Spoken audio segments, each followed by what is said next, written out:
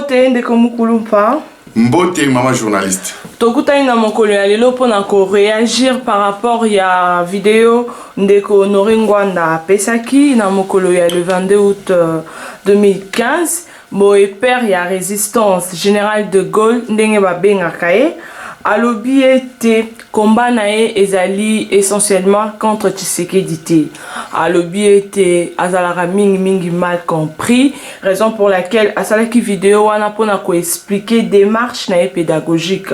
Boye ndeko mukulumpa ndeko Ngwanda na vidéo wana a expliquer ba motivation nae soki tokoki kozwa réaction na yo par rapport à la vidéo général de Gaulle, père de la résistance congolaise à Pesaki. Merci. Merci maman journaliste. Bon, ozo c'est qui sanga mingi na habité yo okomo za ba appellation ba libita ozo ya nango na mission na habité. Bon batu na ba benga ka général de Gaulle père de la résistance. Wana za ba combo maman d'abord pour na ko repréciser loko ebitango tozo beta bal kala biso za petit oyo tango tozo beta bal kala okomona mutu azo mibenga kakoko donc ozano kakoko te.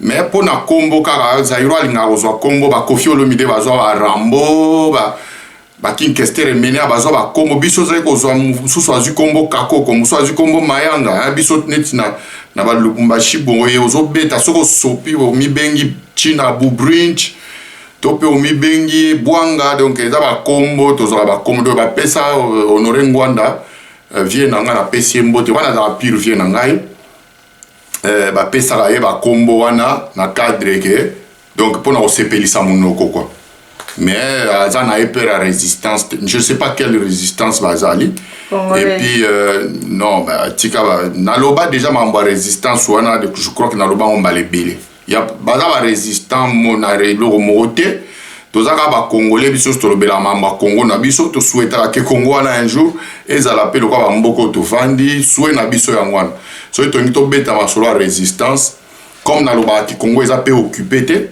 donc et puis la résistance française o bango bazuela comme modèle to ebi yango bref to lik satan na biso na mambo na teza mutu na idéologie na ye ngape na rozwa kombo lobi na lobi na komi soki savimbi donc ozalaka eko régner na komi soki na bi na zu kombo ya na habité donc ça va combo donc ça ne sert à rien chaque fois qu'on répète yango général de Gaulle bonabo c'est inutile batu na ba benga ka ebongo bon yo pe soki oza mutu na maman na habité bref pour na okota na na vidéo oyo na moni vidéo Nathalie yango et merci de me donner l'occasion de réagir rapidement. Premier constat nangai na constaté que papa Nabiso vient nangai Honoré Ngwanda aza na mauvaise foi caractérisée. Mauvaise foi nkoloba mauvaise foi na lingala eza muté amabete mais ezali na bien on a lingala te limbisanga na eko lingala na kimukolo mama na botama na katanga na yaka lingala na yaki sasa na sina koli pona otanga na université donc na maîtrise en pénal langue mais mauvaise foi pénal ya papa Ngwanda monani. Première chose, je constate aussi que il est contradictoire dans certaines choses au Yalobaka. À titre d'exemple, zoa vidéo nae à Salaki na fin à juillet début août. Oazeko Loba Kabila a commis le quoi à Lyon blessé. Je reviens sur cette vidéo parce que je l'ai regardée plusieurs fois. Na analyse Rabama Loba nae très bien. Il présentait deux voies de sortie pour na Kabila. À Lobi, Kabila a préparé deux voies de sortie parmi les voies où etikali naye ezaka mibale moko ya dialogue moko ya kao. Lelo a une vidéo même pas un mois après. Alobi Kabila a 4 voies de sortie dont oya souka pende zali ya dialogue. Ce qui a prof nanga nanchik tolinga to banda échanger na mingi parce qu'il fallait tout retenir ni. Est-ce qu'il y a 4 voies to 2 voies à dialogue? 2 voies à sortie. On a une observation à Liboso. Observation à Mibale, quand il se met à parler du schéma où il y a dialogue, parce qu'à l'obi yango sikoyonde, Kabila a poni pour asala dialogue na Chilombo, na Tshisekedi, pour na azongi sa compteur à 0, après ça va un impérium, le roi a sali 3 ans. Et comme il va lioto bazo lamba donc bazo pesa biso menu ya ko lamba lioto abi loko bango ba sali 3 ans Tshisekedi pe azwa Chilombo azwa ça la 3 ans comme ça bazongi sa compteur azobino pe bossa 3 ans bolia après bossa la constitution à sika bon papa Honoré Ngwanda azo présenter dialogue oyo wana oyo permettre glissement 3 ans plus 3 ans et ingoloba mauvaise foi na ezali komona na ke papa Ngwanda atangi feuille de route ya UDPS. Maman, Ngwanda est responsable. Moi, ce qui m'écoeure, c'est que Viana, il s'est donné comme mission, il y a à combattre UDPS, il y a à combattre la personne de Tshisekedi, mais surtout de diviser les Congolais. Quel intérêt il a? Il y a à diviser, à opposer les Congolais les uns contre les autres. Ça lui fait plaisir, il y a à opposer les Congolais en venant avec des mensonges de ce genre. Parce qu'il y a à Tanguy, feuille de route, il y a Baningate. Otali proposition baninga bazo salate. Même pas qu'on ça l'allusion à ma proposition, à bango critiquer leur proposition. Azo kendeko ko funda UDPS d'être complice d'un truc, je ne sais pas qu'il sort d'où. 3 ans, bon, alors que Nakati a fait de route à UDPS, il est clairement stipulé que dialogue est ça les 10 jours, il n'y aura pas de dépassement, il y a date butoir, date limite. Il y a un délai constitutionnel, glissement aux alatés, ce n'est pas prévu. Mais s'il vous plaît, si on y a critiqué, on y a funda moutou, funda yé na babilo go ya sali loba, tozan a fait de route ya UDPS yango yo, danger na ngoto mabe na yango, ezali na ligne numéro 3, phrase numéro 2, paragraphe boye, ce qui veut dire que ezali glissement, ce qui veut dire que bandimi ba rwandais, ce qui veut dire que balembongo, ce qui veut dire. Mais il ne fait rien de tout ça. Il ramène un truc déjà cousu, confectionné, qu'il appelle dialogue. Azu yango wapi na habité. À l'image, il y a représentant, il y a Pareco, na loba ki yango na vidéo na nga soukana. Le représentant de la Pareco na Belgique, na Luxembourg, qui disait tozo kende na dialogue. Mais quel dialogue? Tozo combattre le dialogue. Mais quel dialogue? Il faut le ça parce que Kabila a présenté le dialogue au Yaye. Avec ma proposition Nayepe, je crois qu'ils n'ont même pas lu qu'a fait de route à Kabila. Tshisekedi na UDPS, bazali ko présenter au dialogue ya bango. Est-ce que de tout ce que Ngwanda avance aujourd'hui, ezali ko correspondre avec le contenu il y a fait de route à UDPS? Qu'est-ce qu'on peut reprocher par rapport à la crainte na yewana que 3 ans il y a glissement, constitution, où est-ce qu'il trouve ça? Encore une fois, c'est des accusations non fondées parce qu'azo pesa azo la exception fondement na yangote. Ça veut dire que c'est simplement issu de la mauvaise foi. Mutema mabe ya papa Honoré Ngwanda envers Ndeko Naye, Kulutu Naye, Etienne Tshisekedi wa Mulumba. Il veut juste le noyer. Ata Tshisekedi a sali mabe. Yako la kisaba congolais que place a commis boye Tshisekedi a commis boye c'est dangereux ba texte oyo eza kote kamboka. Non. Na feuille de route, il y a UDPS. Qu'est-ce qu'il reproche na feuille de route? Parce que jusque-là, Makambuya Lobiwana Yaba, Imperium 3 ans, Banini, c'est pas contenu, c'est pas la proposition de l'UDPS. Et ça, le quoi, maman, même devant juge, Bazo Sambisa, on a l'Ikambuyo salité. C'est ce que Ngwanda a inventé Makambu, Azo Kosela, Azo Bimisango, on dirait UDPS, déjà, Yokani pour l'Ikambuyo Salé Mabongo. D'où il sort ça, au Royer Baté. Et là, on sous na oloba maman. Na loba qui dernièrement na vidéo na ngai, na lobi le problème de Honoré Ngwanda, ezali Etienne Tshisekedi. Il combat Etienne Tshisekedi, je ne sais pas pour quelle raison. Et tout le combat de la Pareco, ce n'est pas Kabila, ce n'est pas Lambert Mende, ce n'est pas les autres. Ezali, la personne, l'individu Etienne Tshisekedi, ce n'est même pas l'UDPS. C'est l'individu Etienne Tshisekedi wa Mulumba. But Yangwanda ezali alongola Tshisekedi na mitema ya bato ya ba Congolais ye akota avanda na Kasumbalé sa babengaka ye père de la résistance na Businga babengaka ye na Yakoma babengaka ye na Abuzi babengaka ye père général de Gaulle Zaïrois Ok na Kinzambo ete ba bengi général de Gaulle Zaïre ba yambaka ndenge ba plein ya papa Tshisekedi salemaka partout na Congo. Il veut prendre sa place. Olia lo bayango ndenge na zo batama na sima mironga na lingi ko koma naza toza ba leader entre guillemets. Yo ndoza leader entre guillemets, mais Tshisekedi est un grand leader. Même en Afrique, j'ai vu des Africains venir, larmes aux yeux, comme on a un moutou, comme on a une TV, comme on a une RFI. Ce qui Tshisekedi est un leader pour Nayote, il est un grand leader en Afrique, reconnu dans le monde entier. Autant un leader en Afrique, autant un 10, autant un Tshisekedi. Ils n'ont pas besoin de l'aval de Ngwanda pour reconnaître le leadership de Tshisekedi. C'est d'ailleurs ça qui vous dérange. C'est ça qui dérange Batu Apare, Kona Ngwanda et tous les petits sorciers qui se cachent derrière Ngwanda. Donc, pour Nangaï, ils ont été à ma maman.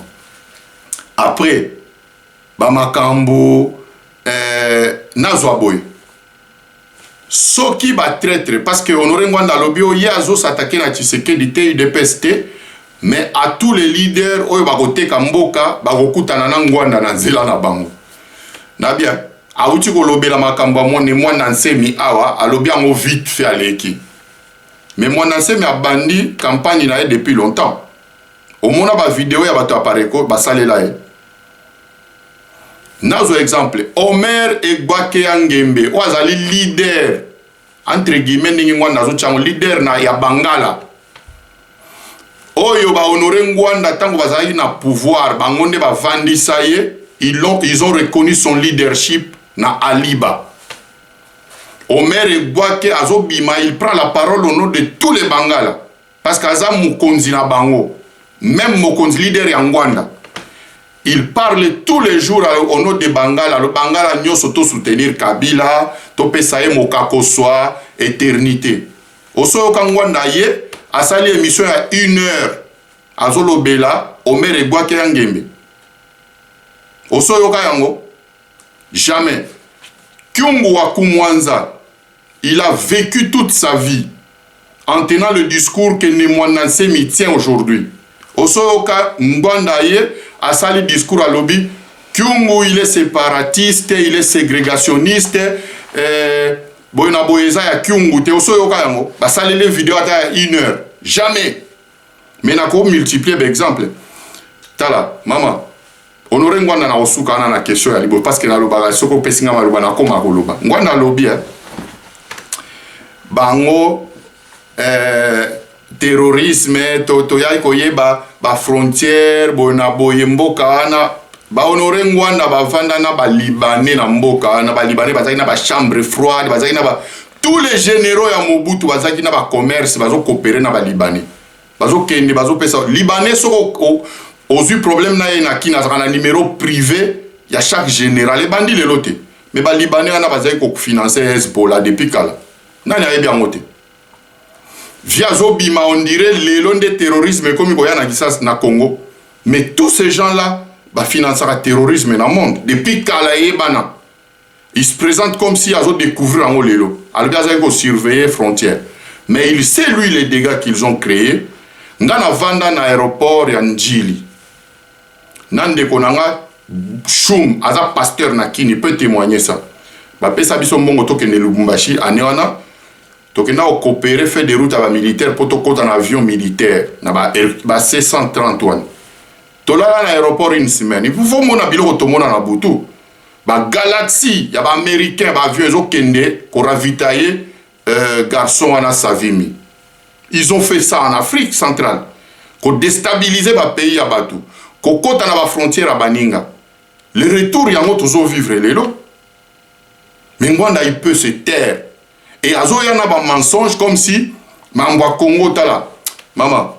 Bref pour na vidéo na ye o auti ko sala. Il est resté dans son style où il ne donne aucune indication sur comment lui il compte aider le Congo à s'en sortir. Il vient juste accuser Baninga. Les gens qui proposent quand même solution à taille Mabé, mais au moins à sa proposition. Que lui, il parle pendant 1h30 sans aucune proposition, il y a solution dans Mamba Congo. Vous croyez que ce monsieur-là, c'est un leader? Vous croyez qu'il mérite qu'on l'appelle général de Gaulle, Boynaboy? Vous croyez? Et puis il parle, chaque fois il revient. L'élection est allée bisauter. Je crois qu'il répond à un truc que j'avais lancé. Mais il se focalise sur délai à l'année prochaine. Où est le problème? Si tu sais que Dazali collabo et que va glisser, yo mutu yamando qui va date one étalioté. Pourquoi tu parles de glissement? Soit va glisser, soit il glisse mais salemi. Yoko élection étalioté. Yoko politique eza makambu na yo te. Yoko yana mindu ki yoko beta bango eza na 2010, eza na 2050 oko beta mandoki. Alors pourquoi zoya ko balekisa 1 heure du temps na ndambu kolobela mambo glissement? Atika ba politicien na biso ba mususu oyo tolitaka na ba papier, na ba négociation, ba dialogue, to bundela soki glissement ko salema en tout cas après entre politiciens to koloba ah vraiment politique oyo pe ezaki makande ni to glisser. Mais ye mutu ya minduki atika ba date wana zolobela o ane délai na bango ba komi na kati ya filet. Mais ngwanda tika makambo élection etali yote. Ngwanda tika kolobela ba délai o ya année prochaine ya décembre 2016 et ça problème na yote général de Gaulle yo zwa ba allié bosa la débarquement na matadi soki na boma ndenge salima na Normandie awa yo kende ko luka bo débarquer bo sauver Kinshasa débarquement soki na njili soki wa tika mamba dial tika mamba ba tika distraction. Matondo ndeko mukulumpa olobi pe mingi merci boye ndeko ngwanda eko dévoiler eko koisa masque ya ndeko Etienne Tshisekedi alobi polele ete Etienne Tshisekedi nde a démobilisé peuple na 2011 tango peuple basengaki ndingisa epai Etienne Tshisekedi po ete bakoisa pouvoir en place. Etienne Tshisekedi nde atindaki peuple bana la pongi ya babebe alobi lisusu nde Etienne Tshisekedi nde a démobilisé peuple pardon ba militaire na 1997 pour entrer à AFDEL alobi lisusu Etienne Tshisekedi nde a soutena ba M23 boye akoisi masque ya ndeko Etienne Tshisekedi okoloba lisusu ete abuki lokuta maloba epa na non Honoré Ngwanda yo moni Honoré Ngwanda buka lokuta per la résistance général de Gaulle l'homme qui a mis l'eau dans coco ye ba kombo tout repesa ye l'homme qui a tout fait Ngwanda ye c'est le père de Nyoso abuki lokuta simplement na boloba boye il a écrit des livres pour dire que départ à Mobutu c'était un grand complot international. À la kisindeni ba américain bazali na ba satellite bazo aider ba rwandais na ba nini complot moko boye que donc na niveau na biso ya Mobutu na armée na ena biso tokokai côté les mela yango te.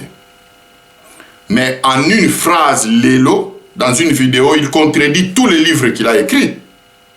Si l'AFDEL est arrivé à Kinshasa parce que Tshisekedi a démobilisé les gens, c'est qu'au départ, il n'y avait pas de complot américain, la grande puissance, pour que Balongola Mobutu. C'est un message à Gareton, il y a la racontabi sur le Lukuta. C'est que le complot, il y a Beta Masolo, il y a beaucoup de livres, et tout Mayango. Non, papa n'a pas de contradiction belé. On a un jour, il vient à respecter, il y a un vient à droit, il y a manquer et respecter. Mais à la politique, s'il dit des choses qui vont dans le sens, il y a détruire le combat Nabiso. Moi, je me suis levé très jeune. J'avais 19 ans, 18-19 ans. J'étais dans les rues de Kinshasa, dans les rues de partout. J'étais étudiant, même ma famille ne savait pas. Kenakenda Robunda. Oui, c'est bon. J'ai pris des risques. Combat, il y a plus de 33 ans. Yé Aya Olakisake. Pendant tout ce temps, nous n'avons fait que trahir le Congo. Nous avons Ngwanda dans tous les sens. Quitte à perdre des amis. Yokate, quitte à perdre des amis ou des familles, j'accepte. Tala. Au moment Mobutu, roi du Zaïre, tant qu'on va raconter fin à Mobutu, eux-mêmes, Ngwanda, Bakengo, Nani qui étaient dans Sakombi, qui étaient dans leur ou Panisha de bazalaki pour raconter en gros balobi ba pesi mbongo po basomba ba armes, ils sont allés chercher des mercenaires basombi ba armes qui allaient pas avec les munitions de telle sorte que Basoldat, bazofuta yango te. Qu'est-ce que tu veux que Tshisekedi aille dire aux militaires, botika de la Kota? C'est faux. C'est faux. Gérard pays Mabé, l'arrivée de l'AFDEL n'était qu'une conséquence. D'ailleurs, l'AFDEL est au Kota 97. Fallait pas Kota mois avant parce que déjà pays Koufaki, l'armée était démobilisée par elle-même. Armée ya Zaïre, Zaïko, Moussa na bango Zaïko escroqué biso ozo bimana sachet non azando oh ils ont biloko à suspect. Bakangyo babotoli biloko à suspect nini? Thompson nani yoso memela bana nayo. C'était ça l'armée. Mwanda Zoloba, Tshisekedi a démobilisé l'armée. Mambo M23 et l'aventure. Je ne vais même pas parler de ça. Tala, Tshisekedi est allé voir belligérant na 2000 wana belligérant na Kagame na Tunyoso. Je me souviens de son discours qu'il a fait dans Goma. Il a dit Nasali voyage oyo pour que plus jamais une goutte de sang à Congolais et Tanga. C'est un type qui est resté constant. Tshisekedi, entre autres choses, on peut lui reprocher sa constance wana na bakiamite mamabe. Mais c'est un type qui est resté constant. La conception et à combat, il a toujours négocié. Même quand Mobutu Azalaki affaiblit complètement. Batu bazoloba, Mobutu bozokende susu na yena pona nini, Mobutu aza contre mur, batu ba proposa yeba arme to blongola Mobutu. Il est toujours parti voir Mobutu pour le bien ya Congo, ya Zaïre, pour que Makile tangate. Ça, vous ne pouvez pas le lui reprocher. Et même ses meilleurs, ses grands ennemis, ses pires ennemis ne lui enlèveront jamais ça dans l'histoire à Congo et au Komama. Donc, Honoré Ngwanda, je lui dis que c'est des trucs, affabulation habituelle. Matondo ndeko mukulumpa tokozwa mwa iloba suka pona émission à lelo par rapport ya vidéo ndeko Ngwanda pesaki liloba ya suka. Merci maman na opesa ngai. Je vais illustrer au moni problème ya Honoré Ngwanda. Problème ya ba petit na ye oyo lelo bazo telemela Tshisekedi ba muziki ya peuple ba peuple mokonzi na ba pire petit ya Ngwanda to ba ibu nyoso oyo mona bazaka sima na ye. Problème na moi ezali la personne d'Etienne Tshisekedi. Ils sont incapables d'apprécier même une bonne proposition tant qu'elle vient de Tshisekedi, elle est mauvaise. Même un beau geste, même un beau truc à Tshisekedi déjà kama. Mais au moins total dernièrement, et je vais finir par là, vidéo moko Cristiano Ronaldo mobeti ndembo monene na Madrid. Ba déguisé azui elongi ya SDF, ba tire na balabala bo afandi na mwambwa, azo senga mbongo, mazaki na ballon. Maman, ce monsieur-là que les gens applaudissent tous les week-ends dans le stade na Bango, na Katia Madrid. Mais parce que Kaka Azala qui n'est longi à sans domicile fixe, moulé longi à clochard, il fait, azobe taba dada kan dada o bango ba foutre la mbongo na ba abonnement ko kotango na stade wana. Les beaux gestes qu'il fait au stade, c'était les mêmes. Mais les gens étaient indifférents. La beau geste, incapable d'apprécier le beau geste qui a monté. C'était Cristiano Ronaldo. Clochard. Et même quand il s'approchait de certaines personnes, il faisait vite de passer. Tant que vous la masque, selfie, c'est Tshisekedi. Tshisekedi, tant que l'ongia Tshisekedi, tant que combat Tshisekedi, ils peuvent rien apprécier de la part de Tshisekedi. Rien. Même ceux qui Tshisekedi a bêti dans la nenge a bien. Bakondi ma été. Tshisekedi a bongolima et comme il vit nos problèmes na bango. Pardon na roloba na chiluba. Na kananga baloba boy. Et je vais m'arrêter là. Mwenden da lufenzo. Nzoluka musuile. Vous comprenez le terme? On va traduire en mots. Été ayo. Merci la Sukiwan. Merci Ndeko Mukulumpa. Tokutani bongo na mbala sima. Merci maman. Au revoir. Ciao.